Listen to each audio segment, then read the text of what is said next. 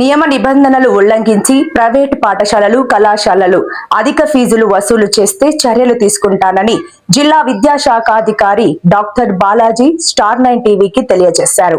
అలాగే విద్యా ప్రమాణాలు తగ్గకుండా ప్రభుత్వ పాఠశాలల్లో మౌలిక వసతులు ఏర్పాటు చేస్తున్నామని, ఇంగ్లీష్ బోధన కూడా పూర్తి స్థాయిలో విద్యార్థులకు నేర్పించేలా చర్యలు తీసుకుంటున్నట్లు స్టార్9 ప్రతినిధికి తెలియజేశారు. బిల్డింగ్ కట్టి ఒక్కొరు కూడా 50 లక్షల రూపాయలు వంటి వసూలు చేస్తారు. వాటి మీద ఎలాంటి మీరు చర్యలు తీసుకుంటారా? నిఘా ఉందా? అంటే ప్రతి ప్రైవేటు పాఠశాల తప్పనిసరిగా ప్రభుత్వ నియమ నిబంధనల ప్రకారము మేము పాఠశాలను నిర్వహిస్తామని చెప్పి మాకు అఫిడవిట్ ఇవ్వడం జరుగుతుంది. వారికి రికగ్నిషన్ ఇచ్చే టైంలో కూడా ప్రభుత్వం GOMS నెంబర్ 1994 ప్రకారము నియమ నిబంధనలు ఉన్నాయి. నియమ నిబంధనల ప్రకారము వారికి ఇచ్చేటటువంటి రికగ్నిషన్ ఆర్డర్లో కూడా పేద బడుగు బలహీన వర్గాల పిల్లలకి 25% సీట్లు కేటాయిస్తాము RT 12(1)C కింద అని చెప్పి మేము ఇచ్చేటటువంటి రికగ్నిషన్ ఆర్డర్లో కూడా ఉంటుంది. అది ఆ స్కూలు ఈ స్కూలు అని లేదు. ప్రతి ఒక్క పాఠశాలలో కూడా మనము తప్పనిసరిగా ప్రభుత్వ నియమ నిబంధనల ప్రకారము దానికి ఒక ఎడ్యుకేషన్ కమిటీ ఉంటుంది. ఆ కమిటీ ఆధ్వర్యంలో ఫీజులు నియంత్రించబడతాయన్నమాట. అంటే ఈ ఎడ్యుకేషన్ కమిటీకి ఆ పాఠశాల కరస్పాండెంటు కన్వీనర్గా ఉంటారు. దాంట్లో ఒక 2 టీచర్సు మెంబర్స్గా ఉంటారు. ఒక ఎడ్యుకేటెడ్ పేరెంట్ తల్లి మెంబర్గా ఉంటారు. ఆ విధంగా ఒక సిస్టమేటిక్ ప్రొసీజర్ ఉంటుంది. వాళ్ళందరూ కూడా ఇయర్ బిగినింగ్లో సమావేశమయ్యి ఆ ఎడ్యుకేషన్ కమిటీ వారు ఏ పాఠశాల వాళ్ళకు ఉన్నటువంటి వసతులు సౌకర్యాలు వాళ్ళు ఏర్పాటు చేసేటటువంటి అరేంజ్మెంట్స్ను బేస్ చేసుకొని ఎంత ఫీజులు వసూలు చేస్తే ఆ పాఠశాల సర్వైద్దని నిర్ణయించి వారు ఎవ్రీ ఇయర్ ఫీజులు నిర్ణయించడం అనేది జరుగుతుంది.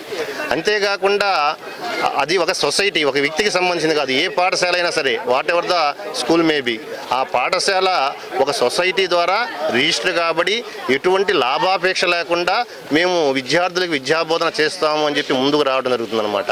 అయితే దానికి ఉన్నటువంటి నియమ నిబంధనలో ఒక నియమం ఏంటంటే వారు రిస్క్ తీసుకొని పాఠశాల నిర్వహిస్తున్నారు కాబట్టి ఆ యాజమాన్యం వారు ఒక 5% మాత్రము ఆదాయం ఉండే విధంగా, అంటే వచ్చినటువంటి ఆదాయంలో 5% ఆ యాజమాన్య సభ్యులకు మటుకు చెందే విధంగా ఉంది. మిగిలినటువంటి విషయాలకు సంబంధించి 50%, అంటే వచ్చేటటువంటి సంవత్సర ఆదాయంలో దాదాపు 50% అక్కడ పనిచేసేటటువంటి టీచర్స్కి శాలరీస్ రూపంలో ఇతర సదుపాయాల రూపంలో ఇవ్వాల్సినటువంటి అవసరం ఉంది. అలానే స్కూల్ డెవలప్మెంట్ కోసము ఒక 15% ఖర్చు పెట్టుకునే దానికి వెసులుబాటు ఉంది. మరొక 15% అక్కడ ఉన్నటువంటి పనిచేసేటటువంటి టీచర్స్కి సంబంధించి PF, గ్రాట్యుటీ ఇటువంటి అరేంజ్మెంట్స్ ఉన్నాయి. ఈ విధంగా 100% రూపాయలు వచ్చిందంటే ఈ 100 రూపాయల్లో ఏ విధంగా ప్రతి రూపాయి ఖర్చు పెట్టాలనే దానికి సంబంధించి విస్పష్టమైనటువంటి నియమ నిబంధనలు ఉన్నాయి. అది ఏ పాఠశాల అయినా కానీ నియమ నిబంధనల ప్రకారమే ఫీజులు వసూలు చేయాలి. ఎవ్రీ ఇయర్ కూడా ఆడిట్ రిపోర్ట్ కూడా జిల్లా విద్యాశాఖాధికారి వారికి అందజేయాల్సినటువంటి అవసరం ఉంది. కాబట్టి నో గెయిన్ నో ప్రాఫిట్ అనేటటువంటి నియమ నిబంధనల ప్రకారము వారికి వచ్చేటటువంటి ఆదాయంలో 5% మాత్రమే యాజమాన్యం తీసుకునే విధంగా చట్టం ఉంది. చట్టం ప్రకారము అది ఎవరైనా పాటించాల్సిందే. ఆ పాఠశాల ఈ పాఠశాల అని లేదు. ప్రతి పాఠశాల కూడా నియమ నిబంధనల ప్రకారమే నడవాలి. నియమ నిబంధనలకు వ్యతిరేకంగా కనుక ఎవరైనా నిర్వహిస్తుంటే చట్ట ప్రకారము నియమ నిబంధనల ప్రకారము అది ఎంత పాఠశాల అయినా ఏ పాఠశాల అయినా వారి మీద చర్యలు తీసుకునేందుకు అవకాశం. ఇప్పుడు ప్రభుత్వ పాఠశాలలో ఉపాధ్యాయుల కొరత కొనసాగుతుంది అంటున్నారు సార్. ఎన్ని స్కూల్లో ఇట్లా ఉపాధ్యాయుల కొరత ఉంది? ఏమైనా కొత్తగా రిక్రూట్మెంట్ పడే అవకాశం ఉందా? బదిలీలు కూడా ఏమైనా ఉన్నాయి జిల్లా స్థాయిలో?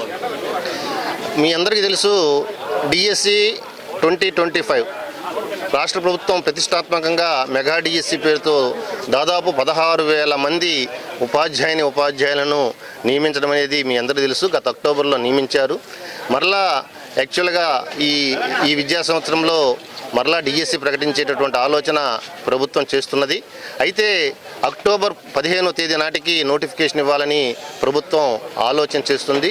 కాబట్టి ప్రభుత్వ ఆలోచనకు అనుగుణంగా జిల్లాలో ఉన్నటువంటి వేకెన్సీస్ అన్నీ కూడా తదుపరి జరగబోయేటటువంటి DSEలో ఫిల్ చేసేదానికి ప్రయత్నం చేయడం అనేది జరుగుతుంది. అంటే ఇప్పుడు 13 జిల్లాలు 26 జిల్లాలుగా బైఫర్గేషన్ అయినటువంటి విషయం మీ అందరికీ తెలుసు.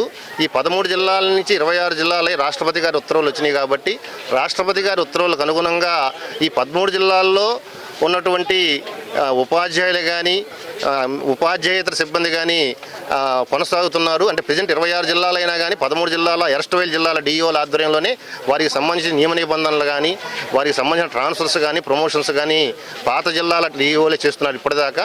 ఇక ఈ 26 జిల్లాలు కేటాయించి 26 జిల్లాలకి 26 పోస్టులు ఇచ్చేసి అక్కడ ఉన్నటువంటి సిబ్బందిని అన్ని జిల్లాలకు సర్దిన తర్వాత తదుపరి ప్రభుత్వం నుంచి వచ్చేటటువంటి ఉత్తర్వులకు అనుగుణంగా ఉపాధ్యాయ బదిలీలు చేపట్టడం జరుగుతుంది. చివరిగా సార్ ఒక లాస్ట్ క్వశ్చన్, ఇంగ్లీష్ అమలు ప్రభుత్వ పాఠశాలలో ఏ విధంగా ఉంది? అంటే ఇక్కడ మీ అందరికీ తెలుసు, కోర్టు ఉత్తర్వుల ప్రకారము ఇంగ్లీష్ మీడియం కన్వర్షన్ చేసే క్రమంలో కొంత ఇబ్బందులు ఉన్నమాట వాస్తవము. అందువలన మనం మన జిల్లాలో మన రాష్ట్రంలో బైలింగ్వల్ టెక్స్ట్ బుక్స్ ఇచ్చున్నాం.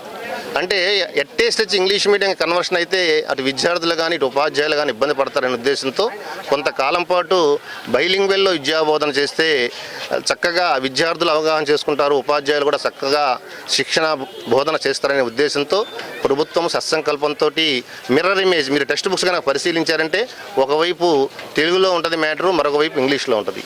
కాబట్టి ఈ బైలింగ్వెల్లో ప్రజెంట్ శిక్షణ జరుగుతూ ఉంది, బోధన జరుగుతూ ఉంది. కొంతకాలం అయిన తర్వాత ప్రభుత్వం నుంచి వచ్చేటటువంటి ఉత్తర్వులకు అనుగుణంగా అంటే గ్రాడ్యువల్గా ఇంగ్లీష్ మీడియంకి మారటానికి ప్రయత్నం జరుగుతూ ఉంది. కాబట్టి దాంట్లో దాదాపు 80 to 90% సక్సెస్ అయ్యామని చెప్పి మనం చెప్పవచ్చు. Thank you sir.